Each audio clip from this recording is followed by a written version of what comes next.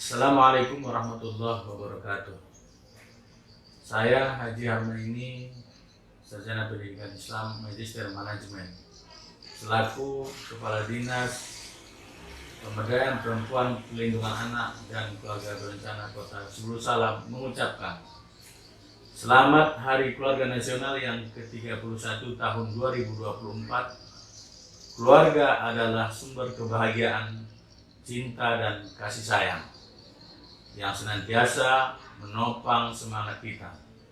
Mari kita jadikan Hari Keluarga Nasional menjadi momentum penting bagi kita semua dalam menggalang dan meningkatkan komitmen seluruh unsur dalam masyarakat untuk sama-sama bergotong royong mewujudkan keluarga Indonesia bebas stunting.